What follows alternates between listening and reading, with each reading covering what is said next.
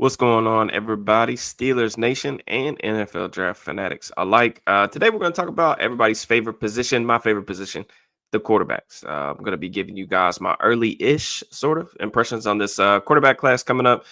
Just highlighting specifically four guys I feel like that are near the top of the consensus boards. Not sure what Pittsburgh's going to end up doing at the position as of right now. It feels like Russ is probably going to be back in some capacity, whether as a stopgap option or something like that. But will they look to invest in the future? Who knows? We'll see. But just over the past week, I went back, kind of watched basically 3 games of film on all of these guys that I'm going to talk about today. That's usually kind of the bare minimum amount of games that I want to watch on a prospect before I really assign like a grade to them. But honestly, like with quarterbacks in particular, they really requires you to watch like almost every rep. Unfortunately, I don't really necessarily have the time to do so. But just from a big picture lens, this group feels like it's not really necessarily on par with what we saw last year, at least in my eyes. I feel like that's kind of been the vibe really dating back to the summer when I watched a lot of these players. Just kind of revisiting my rankings from last year just to kind of give you an idea of like where I was and just kind of how I evaluated that class in general. Had Caleb Williams at number 1. He was the number 1 player on my board. Drake May was my number 2 quarterback. I had a fringe kind of blue chip player grade with him. Jane Daniels, I had it with a mid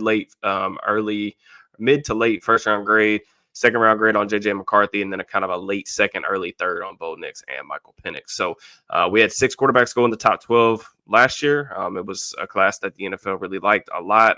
Kind of as we sit here today, I don't think that any of these guys, for me in particular, will grade higher than where I had Jaden Daniels graded last year. But we'll see. It's not quite as bad of a quarterback class as like 2022. But it's more like a couple of these guys I really like, but not really anyone necessarily that I'm in love with per se. Projecting quarterbacks is obviously the most difficult thing to do in all of sports, in my opinion. I'm smart enough to know that at least. I'm also smart enough to know that regardless of like my grades or how we feel about this class in general, several of these guys are going to go first round, probably earlier than maybe they should. Just because of how important the position is to a franchise's success. A lot of people just been hitting me up on Twitter recently, asked me about these guys. So I wanted to kind of get my takes out there a little bit early while I'll watch, more film on these guys as it becomes available. Especially I'm interested in a lot of the college football playoff film because a lot of these guys seem like they're probably going to be playing in that kind of tournament where they're going to be going up against better competition, better defenses, all that stuff. This is just kind of what I have in my scouting notes right now. Just before we dive into it, please make sure that you like the video, subscribe, hit the bell, all that good stuff. Also, for your Christmas shopping needs, please make sure to check out our channel sponsor, Homage. Get you some Steelers merch. I'm rocking a Jerome Bettis Angry Run shirt right now that they just sent me, so I really appreciate that. There's a lot of fly merch on there right now, so you guys be sure to check that out. Also, drop me your comments in the video. If you have questions on certain prospects or just want to give me some names to watch, I'm always looking for some exciting players at any position, really. Just any exciting tape I can get my hands on. So let's kind of start talking about a Heisman contender and a big riser from the preseason, Miami quarterback Cam Ward. 6'2", 220. If you aren't familiar with Ward, you probably are now just based on how much hype he's gotten throughout the season. But he started his career at Incarnate Ward before transferring to Washington State. Over 4,000 snaps when it's all said and done. Dude with a lot of experience, basically been a 5-year starter. So like with all these prospects, I'll kind of be breaking down like what I like about their games and then like what concerns me or what kind of needs improvement. Kind of like what we do on this channel from time, really on every video, try to look at the good, bad, everything in between. But from a physical standpoint, from a tools and traits standpoint, not only does Ward, really check the boxes, but I think he scores fairly highly. I think really that starts off, he has a really nice build. He's not the tallest guy, but he has a stout build. He can generate a lot of easy velocity on the ball, has a really whippy or snappy kind of throwing motion. He throws with kind of like a sidearm motion, but the ball doesn't get batted down a lot at the line of scrimmage. He can access different throwing avenues with that. He can throw from a multitude of different platforms, which is something I like. Different arm angles. He's shown the ability to attack all 3 levels, including the intermediate area of the field, especially between the hashes. I think that's been an area of improvement for him this year. Really, no matter the situation, I feel like Ward, when you watch him, he just exudes calmness, even though he can create a little bit of his own chaos in the pocket, which we can kind of talk about here in a second. But I think really it comes down to like he's a natural, really electric creator with the ball in his hands, outside the pocket, on the move. Whenever he breaks contain, gets outside the tackle box, he always got his eyes upfield looking for explosive plays. His ability to really extend plays and also create those explosives is really a big part of his profile. There's a lot of really big time gains on film, especially this season.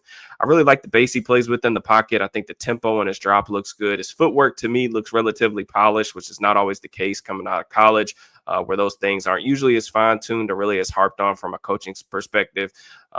Really, I think the ball handling looks really good from a handoff perspective, but also like the play action stuff. The RPO game is a really big threat with him just because of his release being so quick. I think he could be kind of an easy button a little bit for an offensive coordinator that's trying to create some easy completions, get him in a rhythm early in games. He's had some really dynamite moments in the clutch this season, which is something you really want in your signal callers. Dude's been in a lot of games. He's really battle tested and really throughout this class for the most part. It's a pretty experienced class, I think, with the COVID season and just with some of these guys, they played a lot of ball, which I think the NFL may be valuing a little bit more these days just because of the way different classes in recent memory have kind of played out. What kind of concerns me with Ward's profile in general is just he's got a penchant for playing hero ball. It just gets him in trouble from time to time. As much as you really love the highlights outside the pocket, the things that he can create on his own, he's also prone to some really truly boneheaded decisions from time to time. A lot of heat checks on film.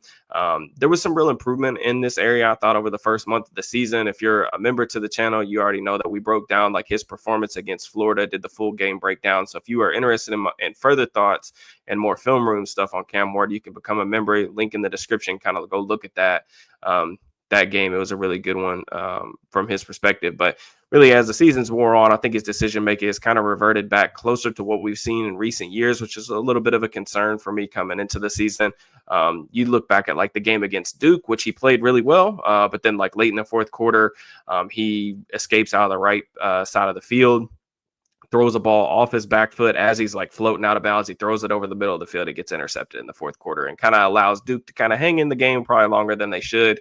I don't think the accuracy in terms of like outside the numbers on the deep ball is always as precise as you necessarily want it to be. Fumbles have been an issue for a long time. He's a little loosey-goosey with the ball in the pocket. Not necessarily something that can't be cleaned up. He is like a notorious like slow starter in games. They played kind of a weak schedule this year from a defensive perspective as well. Really want to see him against like a better defensive competition. So I really hope that it looks like they're going to get into the college football playoffs. I just hope that we get a good matchup so we can get another marquee game to kind of evaluate him with. With him, I think it's really always just going to be like this kind of balancing act between the highs and the lows and how much more he can improve on with his timing, kind of willingness to play within the structure of the offense. But the tools are really exciting. I think Ward, as it stands right now, he's my QB1, and he's probably got as good of a chance as anybody to be the first quarterback off the board. And I think he's going to be in the mix. So a really fun player to watch, honestly. You just got to be really aware of like what you're getting yourself into, which is really kind of like a roller coaster ride, to be honest. Kind of next quarterback I want to go over, Shedeur Sanders, Colorado, one of the most like polarizing prospects probably in the entire class for various reasons. These are kind of like verified numbers that I have for the first like three quarterbacks I'll talk about. These are from spring. Sanders is like a shade over 6'1". He's 198 pounds.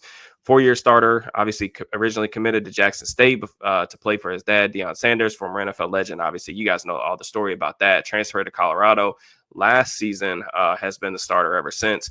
What I like about Sanders is this is a pocket passer with two skills that I really think always seem to translate in terms of like when you're looking at college quarterbacks and their film and projecting them to the NFL. And really those two traits or two skills are really that he's tough as nails and he's also really accurate with the football. So he checks the boxes in a really big way in two important areas of the other position.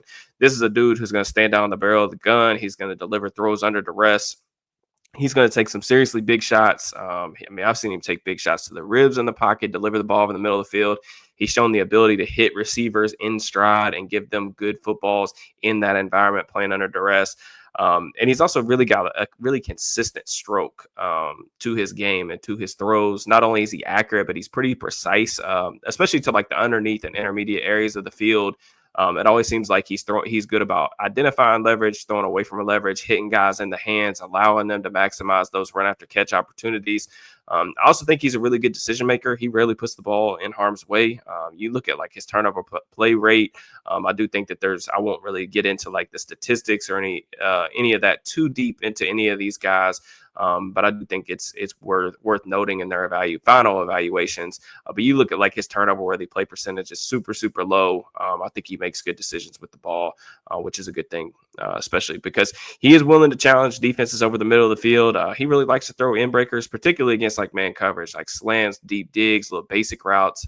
You'll see him occasionally hit a high low. He likes throwing up the seams against middle field close coverages.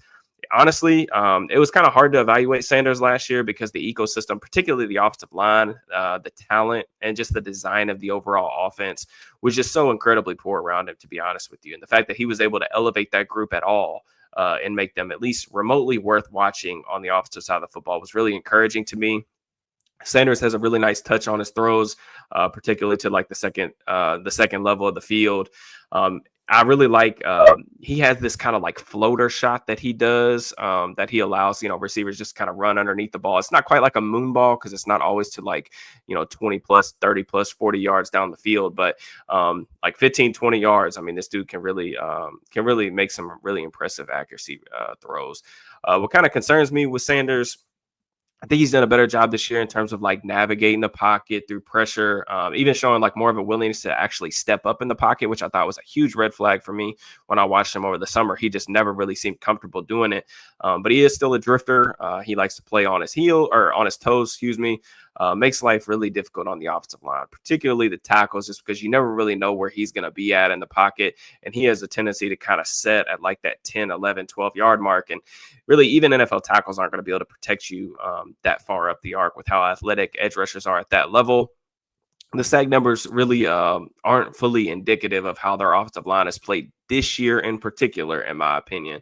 Like I said, he's really bouncy. I think his footwork is kind of like unrefined, honestly, especially for somebody who I think has probably played this position a long time. Like he's been around the game for a lot, but I think that could be polished up at the next level. But it does cause him like on film to not always be in sync with the timing of the concept. So it will sometimes cause him to be a little bit late just because of, again, I'll go back to like just being a little loosey-goosey, a little playgroundish in the pocket. I do think my biggest hang up with him as a prospect is I just don't think that the physical tools are really all that impressive or special in any capacity, especially when we're talking about a quarterback who I think is at the top of like most mock drafts right now. It's probably going to be a first round quarterback. And while I do think that he is a potential starter at the next level, to me, when I look at the arm, I think his arm is like average at best from a velocity standpoint for an NFL quarterback. I really think it shows up when he's asked to drive the ball outside the numbers, especially if you can't fully step into it, tight window throws. I think you'll sometimes see defenders be able to get back in phase just because he doesn't have that kind of arm that can necessarily beat you in tight coverage situations.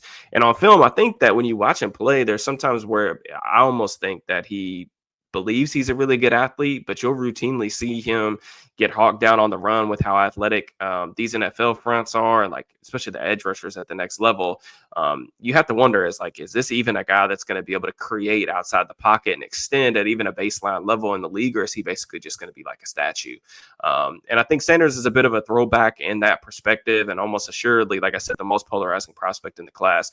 It's really an eye of the beholder type of things with him in terms of like what you value at the position. I love the accuracy, and there's certain things that he can do within the pocket that are really impressive, and I think gives him a nice floor as a prospect. I just consistently find myself wishing that there were more like jaw-dropping or eye-popping plays to where I could point to and say like, oh, this is definitely a dude who's going to like change the direction of your franchise. And that's just kind of my thoughts on him. Next player I kind of want to talk about is just Georgia quarterback Carson Beck, 6'4.25", 218 pounds, tall, lean frame. He's got some room to add a little bit more bulk to him as well. He's a 2-year starter for the Bulldogs in Athens, helped lead them to a very impressive blowout Orange Bowl win against Florida State last year. So I think really for the strengths for Beck really start off with his size. Really has like the prototype build for what NFL teams typically gravitate towards at the position. Like I said, he's really lean, but he does have more room to kind of grow and get a little bit stronger. I think the experience in operating within like a pro style system, where he's actually asked to go through, more fulfilled reads, play like legitimate quarterbacking instead of all these like screen passes and everything like that. He will like help set the protections a little bit in the games that I watch. But in addition to that, I think that he does have like an NFL caliber arm. He throws with really nice anticipation over the middle of the field. Oftentimes, I really feel like his best moments often come when he's under center, operating in those play action settings, and I think that's going to cater to some play callers more than others, and he's going to be a better fit for some offensive systems more than others as well. One thing I like about Beck is if defenders are turned, he will throw at them and give his guys chances to make plays on the ball, knowing that defenders aren't going to be able to really play the ball without outside the width of their shoulders. He can layer the ball with good touch. It shows good ball placement, I think, outside the numbers as well. I've seen him make some, deep lays out throws of like 15, 18 yards from the far hash, stuff like that. I think he plays with a consistent base in the pocket. As a junior in 2023, we'll kind of talk about his senior year this year as well. But I thought his processing really stood out to me in terms of someone that was starting in college for the first time. There were really nice examples of him going through his progressions and playing on time. He is a rhythmic passer, gets the ball out quickly, plays on time, doesn't take very many sacks. Granted, he's not under as much pressure as some of these other guys, but some of that is like just the ball comes out super quick out of his hands. So, what I worry about with Beck is that we just simply haven't seen like the natural progression of someone that we were pretty excited about last year. This was a guy that I honestly thought was potentially going to come out in last year's class. Last year's class was kind of loaded from a quarterback perspective, which I'm sure played into the fact that he wanted to go back to school and maybe he just wanted to get more experience because he only had about a dozen starts under his belt. But, not only has he really not improved in the ways that I was kind of hoping for overall, he's really regressed, I feel like, as a decision maker. We've seen him try to step out of his comfort zone a little bit this year as a scrambler. He's more of like a pocket, like play action type of quarterback that likes to play on time, not much of an athlete. But I was curious about what that would look like. But it seems like he's put the ball in harm's way far too often for someone in this kind of environment he's not playing with scrubs. Georgia may not be what they are like maybe on a year-to-year basis, but this is a really good program that has some offensive linemen that are going to be drafted in this class. Like it's not like he's playing with behind bums or just a ton of pressure. He said moments this year where I felt like he's just honestly short-circuited with the pass rush in his face. His inability to really handle any sort of pressure in the pocket, whether it means like he has to move, step out of his comfort zone, has been very worrisome to me. It almost gives me, and I'm not like a huge comps guy or anything like that, but it almost gives me like Jared Goff vibes. When things are clean, Beck can operate your offense and like keep things on schedule and do the things that you're asking him to do from a play-to-play basis. He looks like a maestro out there. And when things are like get muddy, I feel like disaster awaits. And that's really been the case of his season. It's been extremely inconsistent. He had a good last 2 weeks, I think, but there was like a 3-week stretch where I think he had almost double-digit turnover worthy plays, had like 7 interceptions or anything like that. He's turned the ball over in like most of the games he's played this year. So as someone that liked him a good bit, like last cycle, thought he might declare, I'm less optimistic right now as I was this time last year about like his future, just because of how inconsistent this year has been. I do think that he will definitely still have fans within like the scouting community, and there will be teams that probably are more interested in him at the earlier proceedings of the draft than others. So it's kind of my thoughts on Beck. Another guy that I want to talk about, kind of last guy that I'll go into in depth, is Jalen Milroe, quarterback from Alabama. 6'2", 220 pounds, 2-year starter, over 30 touchdowns this season, but 17 of those have come while using his legs. So Milroe is a tantalizing prospect, man. There's going to be opinions that are varied all over the place with him, but there is a lot to like from a tools perspective. Undoubtedly the best, like true, like dual threat player in this class, from my money. Devastating scrambler when he wants to be, but the real value he adds, in my opinion, is he consistently is going to give you a +1 advantage in the box every single play. He's honestly better on like tackle power or gap plays inside the tackles than he is as like a true like zone read type of player in my eyes. He's really strong in his lower half. He's a loose athlete. He's got a lot of wiggle to his game. Truly special or rare straight line acceleration, top speed capacity. There's been some some thought out there that he's going to run inside like the 4.3s. It would not surprise me. I think bare minimum, he's like a low 4.4 type of athlete. This dude can really, really glide. I do think he's improved as a passer overall this year as well. He's playing quicker and just keeping the offense on schedule. They're operating in a different offensive system this year, which is definitely notable. So he's played in multiple different offenses. He's just been a lot more willing this year, in my opinion, to take the check down or to just instead of trying to make crazy things happen in the pocket. It's just been like, if my number one read's not there, I'm either going to try to hit the check down or I'm going to try to get out the pocket and run it myself. Which I think at this current stage of like where he's at with his progression, that's a fine way to live. But instead of taking a lot of sacks, which I felt like were a real like blemish for him last season, his like pressure to sack ratio just was like totally unsustainable last year. He was just consistently holding on to the ball too long.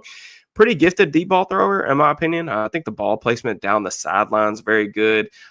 It jumped off the film regularly when I was like studying Jermaine Burton, a guy that I liked the film on last year from Alabama. He can really drive the football with these. He's got plenty of juice in his arm. He's aggressive, wants to push it vertically, which I think, this offense that he's operating within really fits his skill set pretty well. The best way to kind of sum up his game is that he has a really good understanding of like who he is and what he's not at this stage. So unfortunately, like what he's not right now is very consistent from a processing standpoint within the pocket. He's just not quite there yet in terms of like understanding how to go from like 1 to 2 to 3. Just the games that I watch, whether it be live or going back and like watching this film, you rarely see him get to like the backside of the progression. It just often feels like it's a lot of like all or nothing. Like I said, it's either deep ball, check down, or touchdown, or sack, turnover, worthy play, something like that. There's just not a lot of evidence right now that he can consistently hit the intermediate areas of the field. He rarely throws there. There's not a lot of anticipatory throws on film, especially over the middle. It just shows like that he still has a lot of work to do as a passer. I think he's been a little bit unlucky, in my opinion, this year in the turnover department this season, but he's had some killer ones. I mean, you look at the red zone interception on a fade he threw against Tennessee. Obviously, last week's game against Oklahoma wasn't necessarily what he or their team like wanted. He turned the ball over several times in that game. Overall, I would love to work with him if I was a coach, just because I think he plays hard. He's such a dynamic athlete. I just think he's super talented, but I'm just not really sure of like what the best like path forward for him is, whether that's going back to school and trying to like give it a second year in the system and really hone in on like the finer parts of the position, or should he declare and kind of gamble a little bit and declare in like a weak quarterback class to try to see if he gets picked up by the right, offensive guru that can kind of mold him, because I do think that the traits itself are worth investing in. But as a developmental player, like I'm all in on the talent, and he's somebody that I've really liked since I first watched him at Alabama last season. But I think if you're like even remotely considering, throwing him out there right now, things could go south very, very quickly, even despite like I think his rushing ability giving you a relatively respectable floor on offense just because of what he can do with his legs. But, there's other guys that I watched a decent amount that I didn't hit on today. Quinn Ewers from Texas, just going to be completely transparent. He's just I'm not overly interested in him as a prospect, if I'm being honest. Drew Aller from Penn State is someone that a lot of people that have been excited about over the years. It seems like he may be headed back to school from like what I understand. So I'll probably tune in more on his film rather than just live viewings, like once we actually get an indication that he's going to declare. I started to watch more of Garrett Nussmeier from LSU, who I've seen played this year, I think like 3 or 4 times live, but I've only watched one game of like his all 22. So I didn't want to, group him in with this group for time constraints more than anything. It seemed like the hype train on him was like going crazy and really rolling a month ago or so, but I think it's kind of cooled off since then. I don't know. I'm interested to see what it looks like on film. I don't have a ton of takes right here to really, I want to be fair to him and that evaluation before I kind of loop him in with this group that I've just watched a lot more ball on, whether it's dating back to the summer or this year. But as always, I really appreciate your time. You guys kicking it with me. We'll go over a lot of these position groups, man, specific prospects. Really wanted to get this out there after this kind of mini bye week that, gave me a chance to go back to the film and kind of give you guys a preview, especially for the new subs that weren't around this time during the draft cycle, just to give you guys a little bit of a preview of what you can expect, as we get further into the draft. It's like really my favorite time of the year. But happy Thanksgiving to everybody. Enjoy the time with your families. And I'll check back with you all very soon. Peace and love.